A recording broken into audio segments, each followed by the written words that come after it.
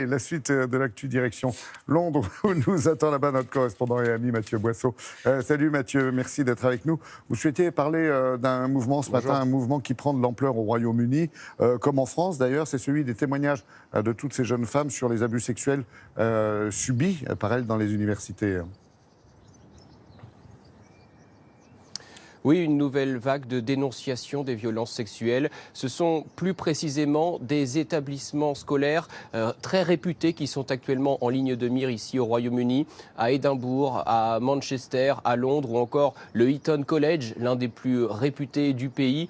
Les témoignages sont nombreux, ils sont édifiants et pour nommer très clairement les choses, les jeunes femmes dénoncent des propos misogynes, des attouchements, le partage aussi de photos intimes ou alors des viols et pas seulement lors de soirées alcoolisées. Les établissements scolaires, ils sont pointés du doigt pour leur passivité face au climat qui règne à l'intérieur de leurs murs. Alors, certaines écoles ont réagi en ouvrant des enquêtes, en expliquant qu'elles allaient améliorer la qualité d'écoute des victimes, mais d'autres sont restées silencieuses avec l'espoir assez cynique de préserver leur image. On voit tout cela dans ce reportage réalisé par Chloé Duval.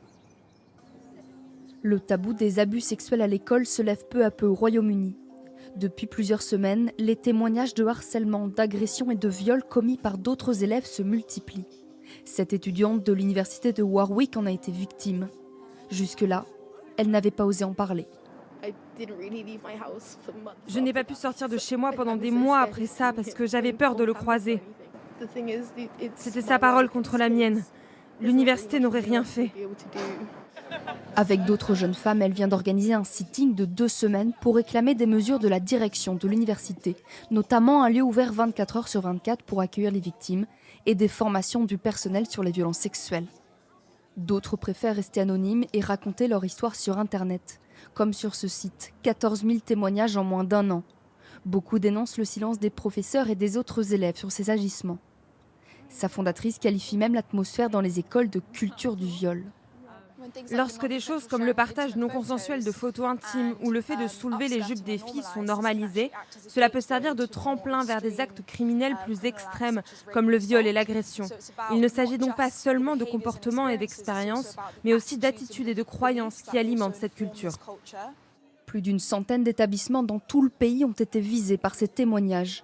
La police assure prendre le phénomène très au sérieux.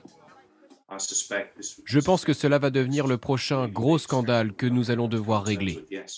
Le gouvernement britannique a annoncé lancer une étude sur ces abus, ainsi qu'une nouvelle ligne téléphonique en aide aux victimes.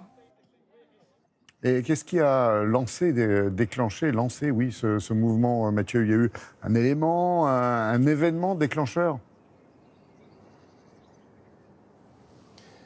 Oui, c'est le meurtre d'une jeune femme le mois dernier à Londres. Sarah Everard avait 33 ans. Elle a été tuée un soir alors qu'elle rentrait chez elle. Alors, elle n'était pas étudiante, mais son meurtre a déclenché un débat à l'échelle nationale ici sur les violences faites aux femmes, sur le sentiment aussi d'insécurité que vivent de nombreuses femmes au quotidien. Et c'est dans ce cadre que les étudiantes ont pris la parole. Les réseaux sociaux ont bien entendu donné de l'ampleur à ce mouvement, comme souvent. Mais la colère est aussi attisée par ce sentiment que rien ne change, puisqu'en 2016, déjà, un rapport parlementaire pointait du doigt les violences sexuelles qui régnaient à l'intérieur des établissements scolaires.